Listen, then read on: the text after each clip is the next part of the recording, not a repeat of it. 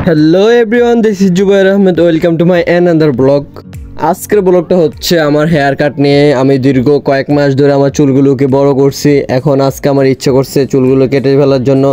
এই জন্য আমি সকাল সকাল প্রায় এখন 10টা বাজে, এখন আমি বাজারে চলে যাচ্ছি, আমাদের বাজারে যেখানে আমি চুল কাটবো। হেঁটে হেঁটে যাচ্ছি। রোডের কন্ডিশন ভালো না, কারণ বন্যা হয়েছে, বৃষ্টি হয়েছে, এই জন্য রোডের কন্ডিশন ভালো না। এই জন্য আমি হেঁটে হেঁটে যাচ্ছি, গাড়ি নাই।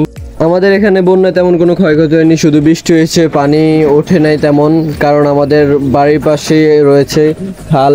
তারপর আমাদের এখানে সুইচ গেট রয়েছে 2টা, এই জন্য আমাদের এখানে পানি কন্ট্রোলে থাকে। কারা কোথায় পানিতে বন্যায় কী অবস্থা হয়েছে সবাই কমেন্ট বক্সে বলে যাবেন। যারা আমার এই ভিডিওটা নতুন দেখতেছেন তারা আমার ফেসবুক পেজ ফলো করবেন এবং ইউটিউবে দেখে থাকলে আমার ইউটিউব সাবস্ক্রাইব করে দিবেন। আমাদের ছেলেদের যা ঠিক থাকুক বা না থাকুক, আমাদের চুলের স্টাইল ঠিক থাকতে হবে। আমাদের যে কোনো মুহূর্তে আমাদের চুলগুলাই সবচেয়ে বেশি ম্যাটার করে সকল জায়গায়, মানে ফুটে উঠে আমাদের চুলগুলোই। দেখতেছেন আমার চুলগুলো কত বড় হয়ে গেছে, এর জন্য এখন আমার ইচ্ছে করতেছে চুলগুলো কাটার জন্য। তাই আমি বাজারে চলে যাব, এখন বাজারে গিয়ে চুলগুলো কাটবো। ভাল লাগতেছে না, মাথা ভর্তি চুল হয়ে গেছে, এর জন্য বাজারে যাচ্ছি চুল কাটার জন্য। আমার চুলের জন্য আমার খুব মায়া লাগতেছে, কারণ অনেক কষ্ট করে চুলগুলো রাখছি, এত যত্ন করে রাখার পরে এখন কেটে ফেলবো। আমার খুব মায়া লাগতেছে এবং কষ্ট লাগতেছে। মনে মনে ভাবতেছি, জানি না বাজারে গিয়ে কি হয়, চুল কাটতে পারবো কি না দো। এখন আমি আমাদের বাজারের সুইচ গেটের উপরে রয়েছি, যেই সুইচ গেটের দ্বারা আমাদের এখানে পানি নিয়ন্ত্রণ করা হয়। এজন্য আমাদের এখানে পানি ওঠেনি বন্যার। কার কোথায় পানি বেশি উঠেছে, কি হয়েছে সবাই কমেন্ট বক্সে বলে যাবেন।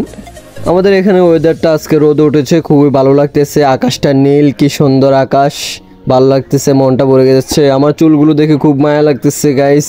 আমার কাটতে ইচ্ছে করতেছে না, কিন্তু ভালো লাগতেছে না, আমার মাথা গরম হয়ে যাচ্ছে। এই জন্য আমি এখন চুল কাটতে চলে যাচ্ছি।